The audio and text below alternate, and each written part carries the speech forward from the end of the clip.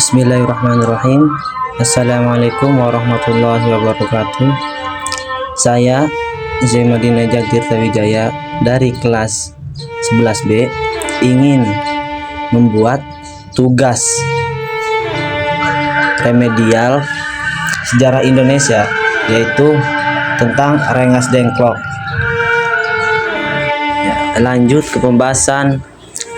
Peristiwa Rengas Dengklok adalah sebuah momen krusial dalam sejarah Indonesia yang terjadi pada 16 Agustus 1945, sehari sebelum proklamasi kemerdekaan. Pada peristiwa ini, sekelompok pemuda yang tergabung dalam perkumpulan Menteng 31 termasuk Sukarni, Wikana, Aidit, dan Khairul Saleh membawa Soekarno dan Muhammad Hatta ke Rengas Dengklok, sebuah kota kecil di Karawang, Jawa Barat. Tujuan utama mereka adalah mendesak kedua tokoh tersebut untuk segera memproklamasikan kemerdekaan Indonesia tanpa menunggu keputusan dari pihak Jepang.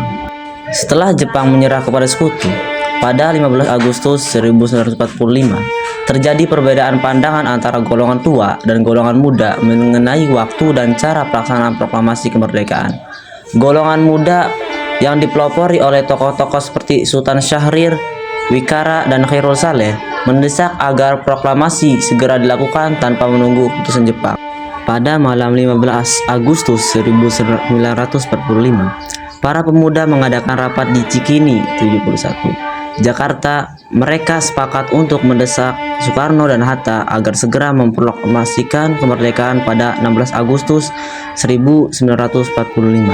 Namun, Soekarno menolak desakan tersebut dan berkeras untuk membicarakannya terlebih dahulu dengan anggota Panitia Persiapan Kemerdekaan Indonesia atau disebut PPKI.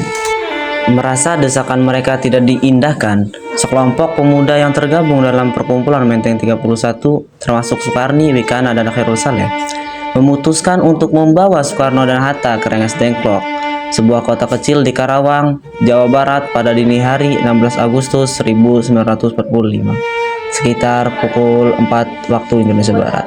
Tujuan mereka adalah menjauhkan kedua tokoh tersebut dari pengaruh Jepang dan mendesak mereka untuk segera memproklamasikan kemerdekaan.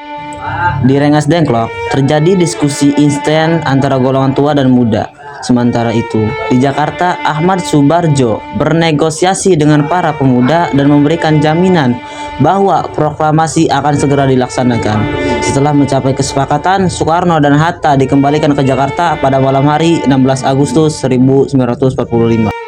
Setibanya di Jakarta, Soekarno dan Hatta bersama tokoh-tokoh lainnya segera mempersiapkan teks proklamasi. Mereka menyusun naskah proklamasi di kediaman Laksamana Maida, seorang perwira tinggi Angkatan Laut Jepang yang bersimpati terhadap perjuangan kemerdekaan Indonesia. Pada pagi hari 17 Agustus 1945, Soekarno membacakan teks proklamasi kemerdekaan Indonesia di kediamannya, Jalan Pegangsaan Timur nomor 56, Jakarta. Momen ini menandai lahirnya Republik Indonesia sebagai negara yang merdeka dan berdaulat.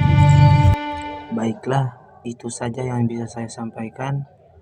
Kurang dan lebihnya saya mohon maaf. Wabillahi taufiq wal hidayah. Wassalamualaikum warahmatullahi wabarakatuh.